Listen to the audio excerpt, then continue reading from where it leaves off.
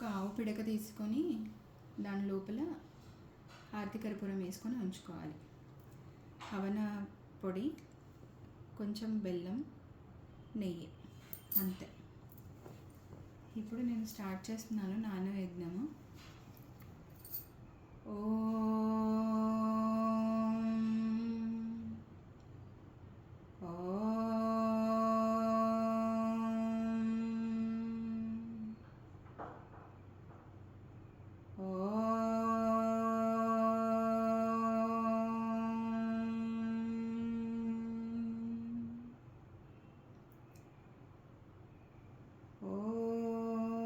गुरुर्ब्रह्मा गुरुर्विष्णुः गुरुर्देवो महेश्वरः गुरुर्साक्षात् परब्रह्मा तस्मै श्रीगुरवे नमः।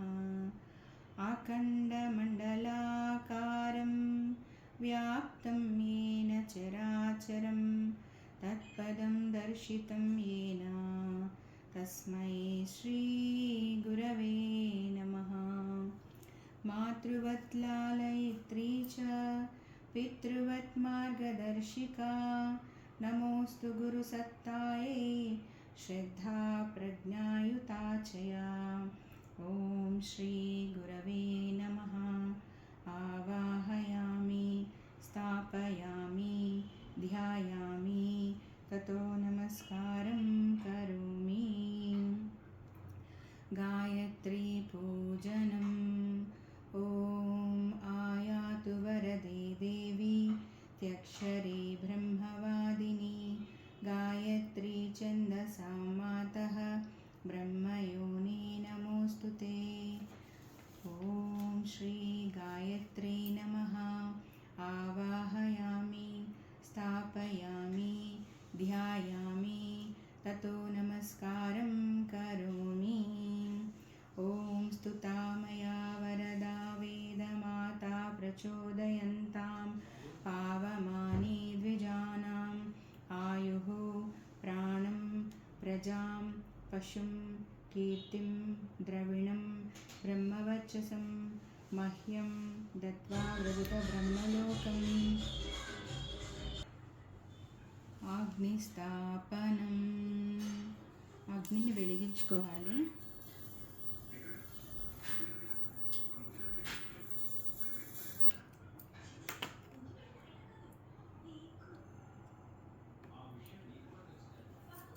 ఓం భూర్భువః స్వః.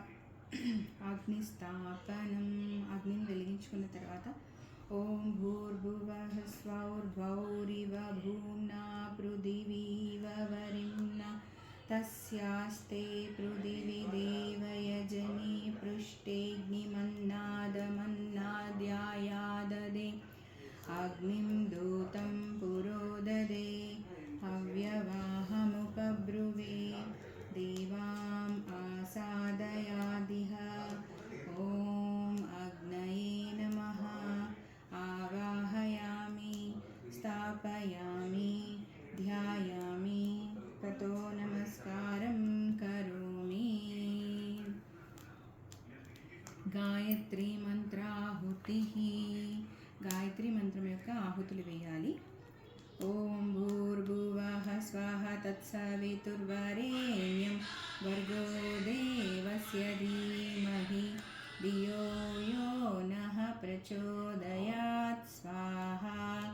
ఇదం గాయత్రే ఇదం నమః. ఓం భూర్భువః స్వః తత్సవితుర్వరేణ్యం భర్గో దేవస్య ధీమహి ధియో యో నః ప్రచోదయాత్ స్వాహా. ఇదం గాయత్రే ఇదం నమః. ఓం భూర్భువః స్వః తత్సవితుర్వరేణ్యం భర్గో దేవస్య ధీమహి ధియో యో నః ప్రచోదయాత్ స్వాహా. ఇదం గాయత్రే ఇదం నమః. ఓం భూర్భువః స్వః తత్సవితుర్వరేణ్యం భర్గో దేవస్య ధీమహి ధియో యో నః ప్రచోదయాత్ స్వాహా. ఇదం గాయత్రే ఇదం నమః. ॐ भूर्भुवः स्वाहा तत्सवितुर्वरेण्यं भर्गो देवस्य धीमहि धियो यो नः प्रचोदयात् स्वाहा। इदं गायत्रे इदं नमः महामृत्युञ्जयमन्त्राहुतिः। ॐ त्र्यम्बकं यजामहे सुगन्धिं पुष्टिवर्धनम् उर्वारुकमिव बन्धनान् मृत्योर्मुक्षीयमामृतात् स्वाहा। इदं महामृत्युञ्जयाय इदं नमः ॐ त्र्यम्बकं यजामहे सुगन्धिं पुष्टिवर्धनम् उर्वारुकमिव बन्धनान् मृत्योर्मुक्षीयमामृतात् स्वाहा। इदं महामृत्युञ्जयाय इदं नमः ॐ त्र्यम्बकं यजामहे सुगन्धिं पुष्टिवर्धनम् उर्वारुकमिव बन्धनान् मृत्योर्मुक्षीयमामृतात् स्वाहा। इदं महामृत्युञ्जयाय इदं नमः ॐ त्र्यम्बकं यजामहे सुगन्धिं पुष्टिवर्धनम् उर्वारुकमिव बन्धनान् मृत्योर्मुक्षीयमामृतात् स्वाहा। इदं महामृत्युञ्जयाय इदं नमः ॐ त्र्यम्बकं यजामहे सुगन्धिं पुष्टिवर्धनम् उर्वारुकमिव बन्धनान् मृत्योर्मुक्षीयमामृतात् स्वाहा। इदं महामृत्युञ्जयाय इदं नमः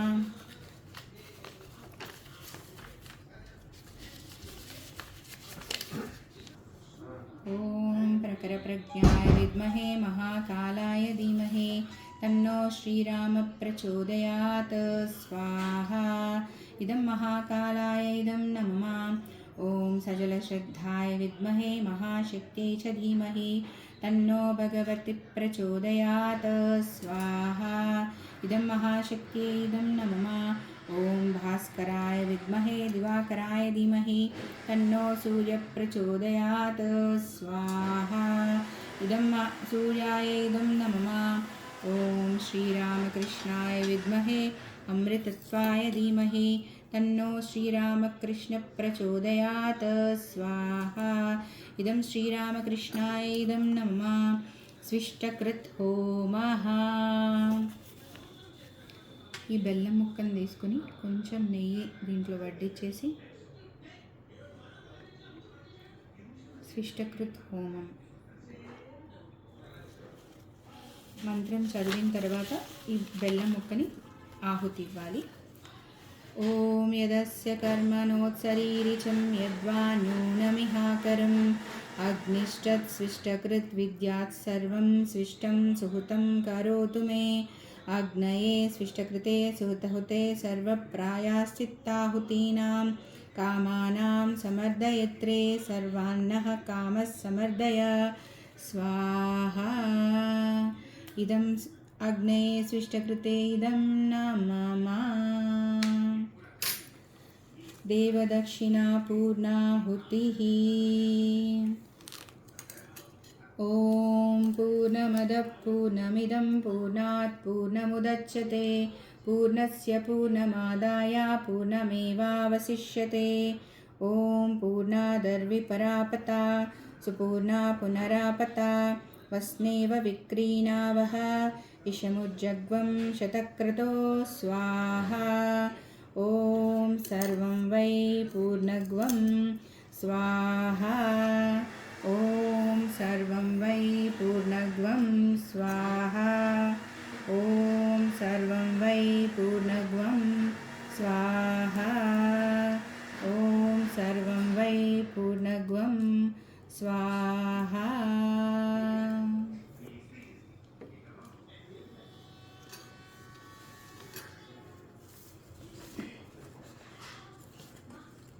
విసర్జనం. ఓం గచ్చత్వం భగవన్నగ్నే స్వస్థానే కుండమధ్యతః ఉత్తమాదాయ దేవేభ్యः శీఘ్రం దేహి ప్రసీద మే. గచ్చ గచ్చ సురశ్రేష్ఠ స్వస్థానే పరమేశ్వర యత్ర బ్రహ్మదయో దేవాః తత్ర గచ్చ హుతాశనా. యాంతు దేవగణా సర్వే పూజామాదాయ మామకీం ఇష్టకామసమృద్ధ్యర్థం పునరాగమనాయ చ పునరాగమనాయ చ పునరాగమనాయ చ.